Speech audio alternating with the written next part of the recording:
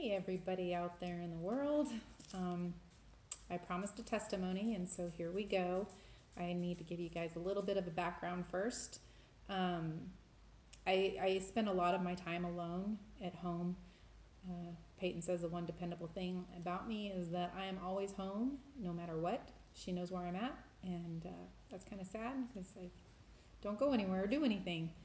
But anyway, I've come to depend on the Lord for conversation, for confirmation.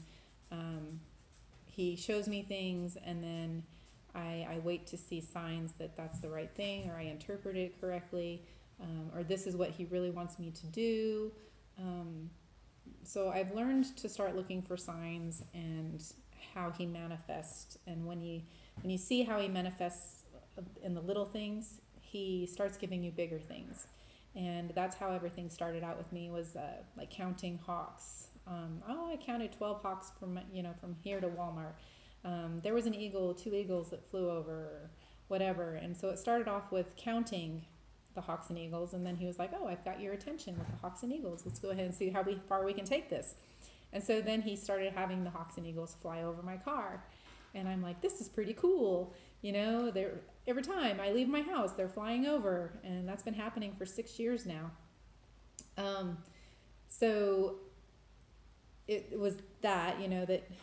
But then I was at some church services, different times, 3 different times, and he gives things to you in threes usually.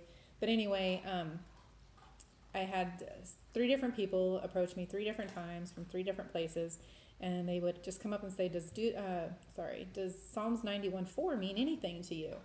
And the first time it was mentioned, I was like, "Well, I don't even know what Psalms 91:4 is, so I don't know, does it?" And so we looked it up, and sure enough, that you are sheltered beneath the shadow of His wings. And I'm like, "Oh, that's what you're telling me, Father. Okay." I had no clue. But then it happened, 2 more times, 2 more people had said, "I'm just getting Psalms 91:4. Does that mean anything to you?" And I'm like, "Yes, it does." But anyway, a couple years ago, I also started writing Deuteronomy 1:11 on all of our receipts.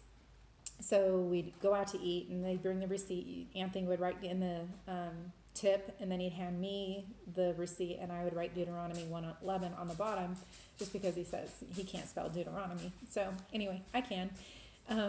So we've been doing that for a few years, and then I also customized our checks that we write to have Deuteronomy 1:11 written on those, and that is, "May the Lord multiply and increase."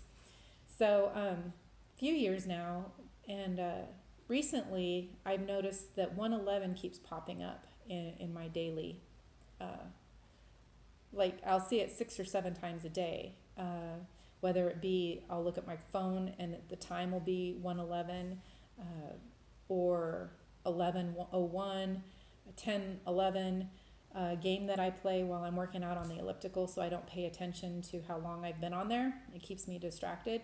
I'll have 1 shell and 11 blocks. I'll have 1 hour and 11 minutes left. I'll have, level 7, 111, or whatever. Or I'll get 111 points. And I try to screen capture all of these before they disappear, just so that people don't think I'm completely crazy. Hunter gets these chews for his arthritis, and the numbers on top I noticed yesterday are 888, 111. And yesterday was a big day for me, and 111 popped up I think 8 times yesterday. But Deuteronomy 111 keeps popping up. So I've got the hawks and the eagles. I got 111 presenting itself, and so those are pretty exciting little signs that God's giving me that confirms what He's telling me. Anyway, we're going to go ahead, now that I got the background on the hawks, eagles, Deuteronomy 111, we're going to go ahead and fast forward to Sunday. So Sunday I got on Facebook, and a friend had a really awesome dream. He's totally on fire for the Lord, and he's like, "God's moving me in a new direction, and this is so cool. I saw letters and I saw words falling from heaven, and if you want a word from God, message me and I'll see if there's anything for you, but I feel like I'm moving into this next phase of my life." And so I messaged him asking, for confirmation on some of the things God has shown me. So God speaks to me through dreams mostly. And he's given me a few dreams that haven't happened, and I'm just kind of wondering about those.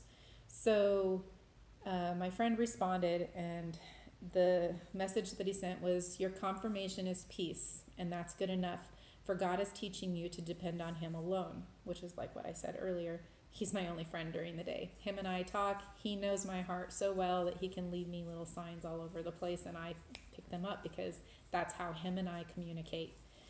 But anyway, same day, Sunday, I worked out, and then I went up and I was touching my face up, and I had Facebook on, and I had just been scrolling through, and somehow I had set my phone down to do my face, and a video started playing from one of my friend's church. He's a pastor, and so his church started playing, and I was like, well, I'll just listen. Well, the woman on started talking about abortion, and that she convinces these girls not to abort their babies, and that she's looking for other women to help her and be mentors to these young girls. Well, as soon as she said mentors, I got God bumps all over me. I mean, the hair on the back of my neck stood up. I started crying. And while she's still talking, I started commenting because it was a live video. And I was just like, I don't know how I'm going to fit into your organization, but I want in, which is totally not me. I like my life. I have my routine. It's like my son said earlier, you have a routine, Mom. You work out, you take your nap, you talk with God, you spend a lot of time in the Word. Anthony had a question. He says, if you were a doll, what would be your 2 accessories? And I'm like, I don't wear accessories. And Peyton goes, a Bible, and Anthony picked up my water cup. And I'm like, oh, Bible and water. But anyway, I spend a lot of time with the Lord, and I like my routine. And so for me to just jump on to something like that without thinking about it, without contemplating, without, second guessing. I mean, while she's talking, it wasn't me. It had to have been a God thing, because it was not something I would do. I can't even see myself really being friends with women, because my whole life I've just kind of steered clear of women. They scare me. I just don't like women very much. But anyway, I always said that if God had me somewhere working with women, it had to be a God thing. I always said that, and now here it is, a God thing happening. Oh, sorry, revelation, wow. Anyway, so after she was done, I turned the video off. God was just really thick on me, and I hit stop. And I went about my day, and then she finally messaged back. And when I read her message, it was just, I'll send you an application. The dream that I had from, I wrote the night date, May 2016, came to the forefront of my mind. I was sitting on a stage, bare-chested, and I was breastfeeding a baby. So I'm looking down at the baby, and I'm breastfeeding.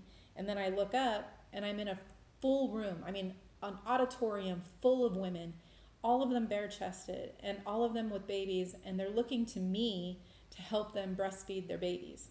And so I then, break the suction and show them how to switch to the other side. Well, all these years since 2016, I thought, well, I'm just going to mentor women, and they're going to mentor, Christians. We got new Christians that are going to be coming into the, Christianity, and so they're going to need to be mentored and brought in. I never once in a million years thought that they would be actual babies, like women who decide to keep their babies. and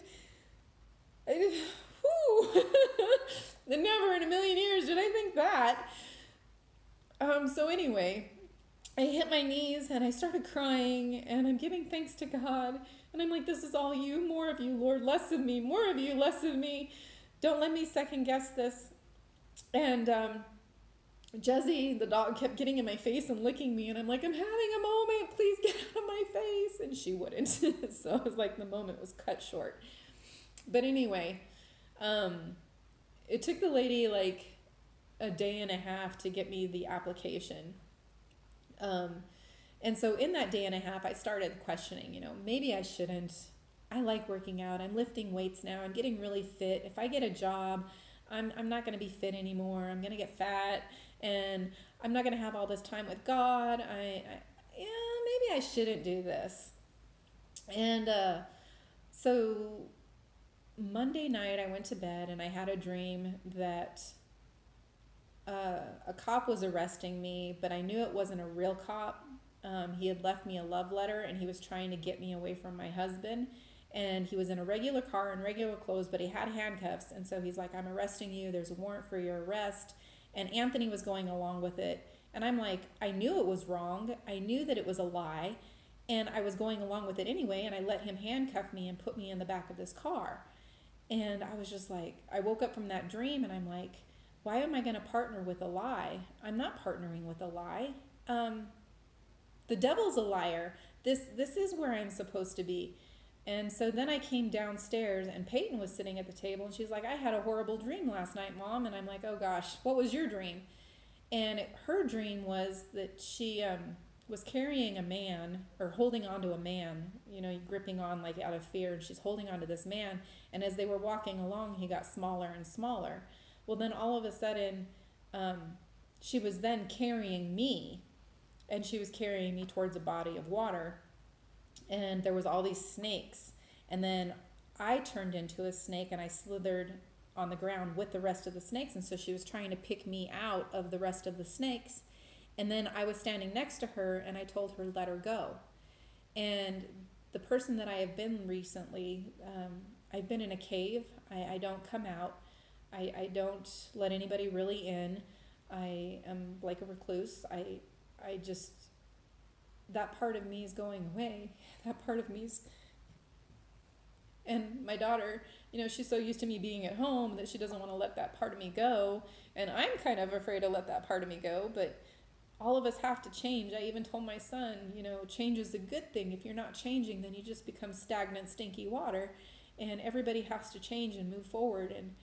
And now it's my turn, and God's finally revealing it, all this work that we put into each other, and well, I didn't put any work into him, he put all the work into me, but us understanding each other in the way that we do. But anyway, sorry, I'm so emotional, it's just too exciting, and I hope I'm staying on track. Anyway, so her dream was confirmation too that I'm stepping into something new, that there's going to be a new me standing next to her, and that slithery snake that's been hiding out for so long is going to be gone, and we're going to let her go. So then I was like, okay, I'm definitely doing this. This is what I need to do. And so I got the application printed out. I scanned it in. I sent it back to the lady. And then I was like, well, I'm going to redo my resume and send that to her too. She didn't ask for it, but I felt like just so that she knows my background. So I redid my resume, added in some sozo ministering. And then I went to send that to her, and whatever KB means at the bottom of a file, it said 111 KB. And I screen captured it, and I'm like, oh my gosh, this is so God. And so I sent it to Anthony, and he's like, yes, we're going to have multiplication. And I'm like, and increase. Even though it's a volunteer job, there's going to be multiplication and increase. And I don't care what kind of multiplication and increase it is. It's God's multiplication and increase. Expanding the kingdom for God. I don't care what it is. More territory, more souls. I don't care. More lives in this case. But anyway, that was exciting. And then, like I said, throughout the day that day, I saw 111 at least 8 more times. Even in the date that was sent, it was 2000, or date that it was modified. There was November 17th. So there's 3 ones there. And I was like, oh, look, there's 3 more ones together. So I know some people are like, well, that's just a coincidence. But when you learn how God talks, and he actually, the signs, there's just so many signs, and it's just so amazing. And I get excited about them. And if you have signs in your life and you're not getting excited about it, I mean, why does he even bother talking anymore? I mean, he loves to communicate with us on a daily basis, and he wants us to be like a treasure hunt, seeking and finding, Lord, come talk to me, come spend time with me, show me what you want me to see. And he does. And so many of us are so distracted that we can't see. And I know I have no room to talk because I don't have a job and I get to be at home all by myself. I'm not taking care of little children. I have that time to put aside. But even if you're just doing 30 minutes a day with the Lord, it's something. It just brings his heart so much joy.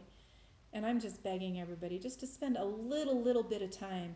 And it's not getting in prayer on your knees and doing the religious thing and making it all religious. He talks to me like he's sitting at the table. He'll be sitting in the other chair, and I'm just talking to him. Even Calvin said the other day, he goes, Mom, you realize you talk to yourself a lot? And I'm like, no, I'm talking to Jesus. He just started laughing, and Jesus talks back. I'm sorry, lock me up in an insane asylum, put me in a padded cell with a bunch of kittens, I guess. I don't know, but it's exciting, and I love it, and I'm on fire for the Lord. I have not lost it. I've had it for the last 7 years. It's not going anywhere. I also had a friend after this all happened. I sent her the picture of the 111, and I said, send me page 111 of the book that I gave you. I gave her a Jesus Calling book. And at the bottom of the page 111, it says that, I don't have it, I'll post the picture down in the comments. But it says something about look for all those unique signs and symbols that I send you. And I'm like, yes, Lord, another 111. So anyway, that's my testimony. God speaks to us, and you can either look at me like I'm a lunatic and I'm just crazy, or you can actually see God all over me and how he's manifesting in my testimony. So anyway, I pray you all have a blessed day, and I've taken way too much of your time. But anyway, love you, God bless, and I pray God speaks to you today.